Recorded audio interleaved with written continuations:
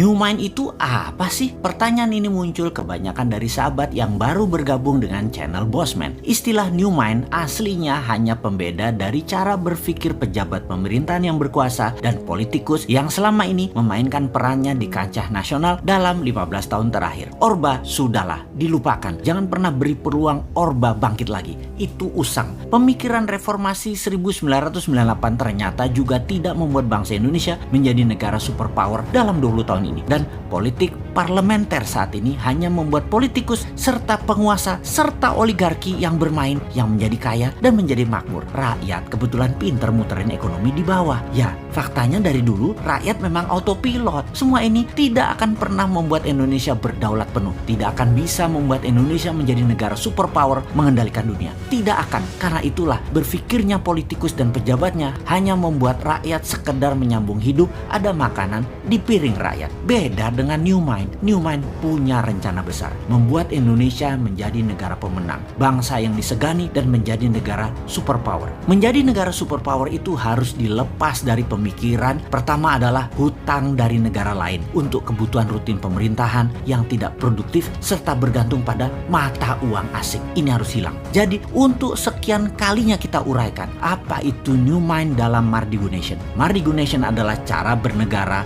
New Mind. Kita jelaskan ada 3 wilayah cara ekonomi bernegara. Kita belah 4 cara melihatnya. Kiri adalah sosialis, kanan adalah kapitalis, atas dan bawah sekarang. Atas ada elitis, bawah akar rumput.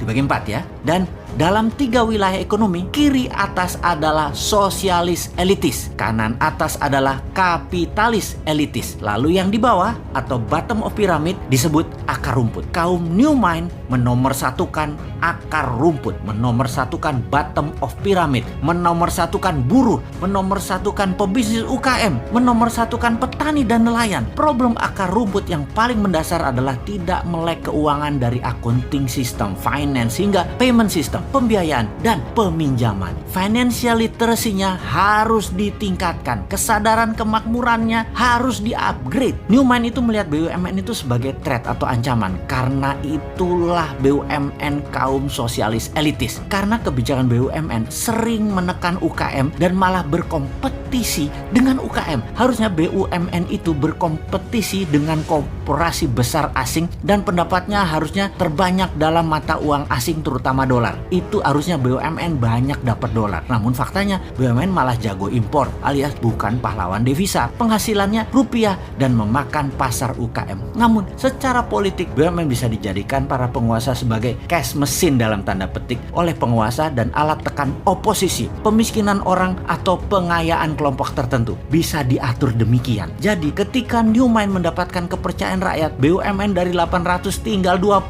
kali. Yang kedua, terlihat New Mind itu anti oligarki atau kapitalis elitis kanan atas. Benar, saat ini sejak Orde Baru hingga sekarang oligarki berkuasa penuh. Bahkan pembiayaan seperti bank, uangnya terbanyak ke mereka. Untuk kaum kapitalis elitis, untuk para oligarki, dananya diambil dari akar rumput. Uangnya buat elitis, buat kanan atas, juga buat kiri atas. Sementara akar rumput kalau meminjam bunganya besar, harus ada jaminan. Jaminannya bisa 2 kali lipat dari nilai pinjaman. Lalu lama lagi keluarnya. Sistem old mind selama 7 presiden tidak membuat Indonesia menjadi negara superpower. Mana hasilnya? Bahkan minta 3 kali kesempatan berkuasa lagi. Mana hasilnya? Lalu yang herannya oposisi tidak juga jenius solusi ke depannya. Jadi baik incumbent, partai dan kelompok pendukung incumbent dan oposisi tidak akan menghasilkan Indonesia sebagai negara berdaulat. Kalau kayak gini melihatnya, semua mendem. Old mind tidak akan paham perang dagang, perang ekonomi, perang biologi yang sedang dimainkan globalis dan dimainkan oleh non-state aktor tersebut. Kemudian climate warfare yang akan dimainkan globalis selanjutnya. Mana ngerti sampean. Juga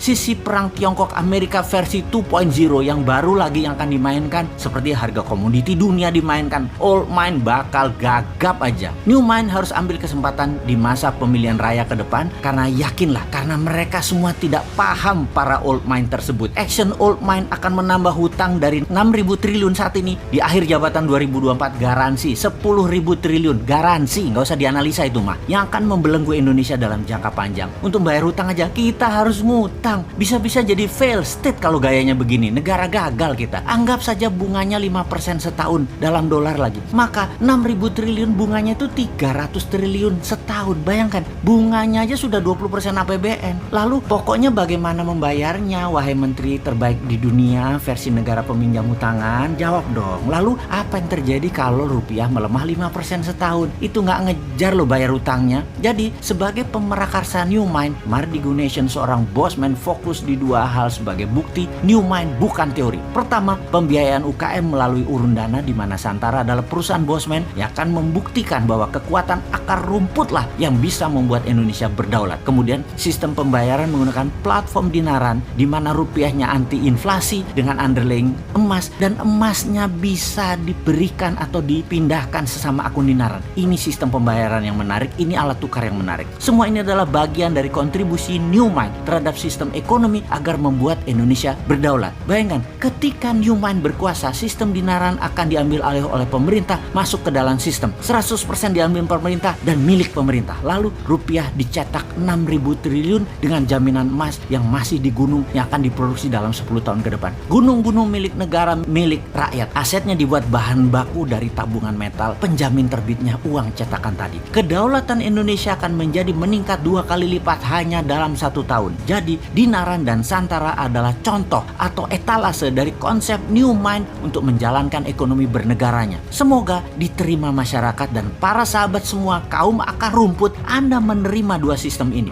Kita segera batasi elitis. Kita utamakan ekonomi akar rumput. Jangan dibalik, akar rumput dibatasi, elitis dibebaskan. Gimana sih kalian ini bernegaranya? Tempe bener sih.